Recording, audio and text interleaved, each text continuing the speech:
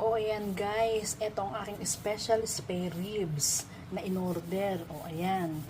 Nalinis ko na siya, napakuluan ko na siya sa tubig, then itinapon ko yung tubig, and then hinugasan ko siya. And then ngayon, iluluto na natin siya. Samahan ninyo ako. O ayan guys, inuna ko na ang luya sa aking kasirola. Para siyang iginigisa pero wala siyang mantika. Ang bango-bango ng luya. Ngayon, isama na natin itong ating spare ribs. Ayan, ganyan guys. Atin siyang kakaguluhanuin para tayo nagigisa, pero wala siyang mantika. Ganyan muna siya guys. Ganyan lang. Nagpapainit ako ng tubig para siyang isasabaw ko dyan. Para mabilis na siyang kumulo kasi mainit na yung tubig. Wait lang natin. I-check natin guys.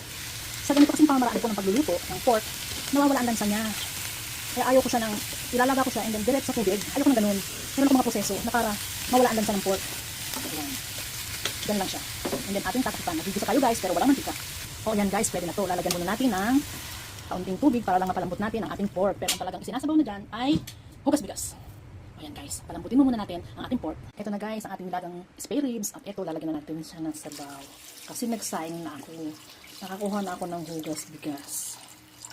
Ayan. O ayan guys, kulong-kulo na. Kung andito lang kayo, maamoy ninyo ang bango-bango ng luya. Mamaya lalagyan na natin ang kanyang gulay. O ayan guys, malapit ng lumambot. At dito naman sa kabila, ito, nagluluto tayo ng lechong kawali para dun sa ayaw kumain na may sabaw.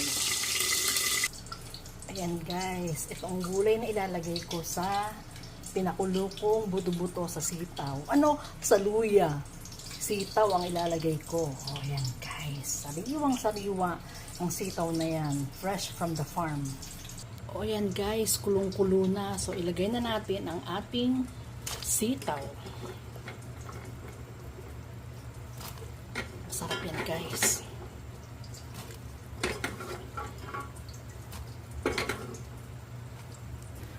Ayan guys, luto na ang ating lechong kawali. At eto naman ang ating galunggong na sinaing sa sili at saka sa bacon. Ang sarap ng guys. And then, eto naman ang ating nilagang spare ribs na nilagyan ng sitaw. Konti na lang at luto na rin yan. O ayan guys, eto ang food namin ngayon. Eto ang nilagang spare ribs with sitaw at ito ang perfect na kapartner niyan. Patis, kalamansi na may sili at ito ang ating galunggong na isinaing with bacon. O, ayan ang bacon niya. At ito naman syempre ang lechong kawali. Hindi mawawala.